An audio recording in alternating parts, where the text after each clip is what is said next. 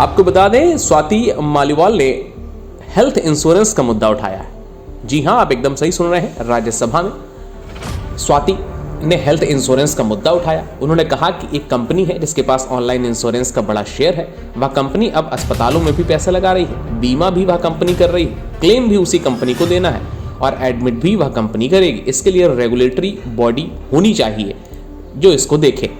लोकसभा की कार्रवाई शुरू होते ही हंगामा शुरू हुआ। स्पीकर ओम बिरला ने विपक्ष के सदस्यों से अपनी सीट पर जाने और प्रश्नकाल चलने देने की अपील करी है।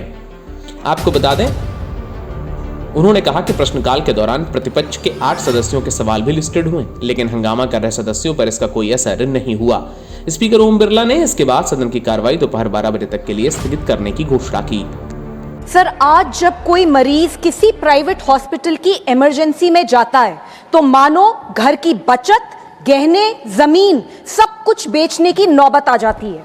आप हॉस्पिटल के अंदर जाइए, बेड्स की कैटेगरी देखिए, डिलक्स, प्रीमियम, स्वीट, इनका रूम रेंट कई बार 5 स्टार होटल से भी ज्यादा होता है।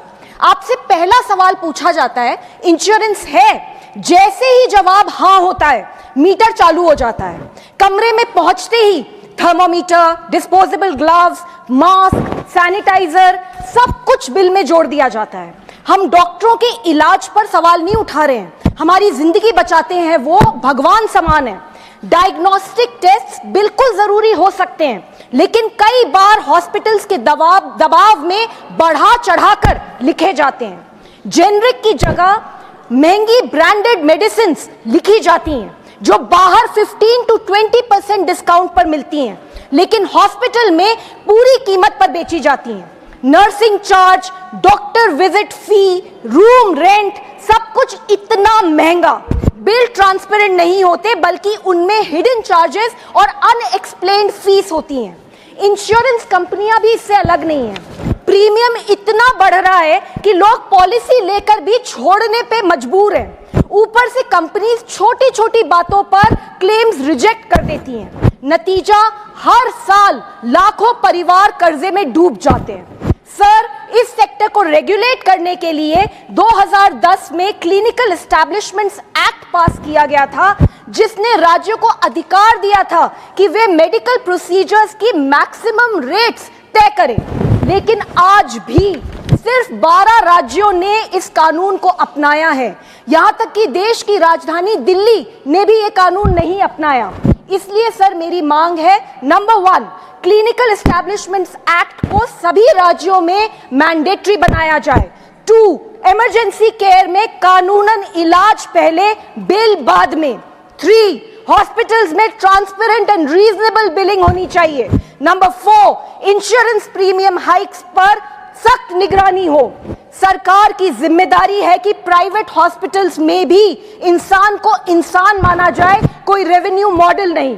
Sir, this is very important for the health of our nation. Thank you sir.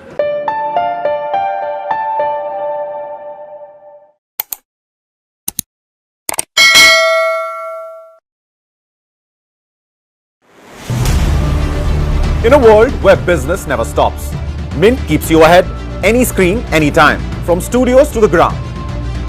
Mint is doing brilliantly well. It's a well-read page, I would think.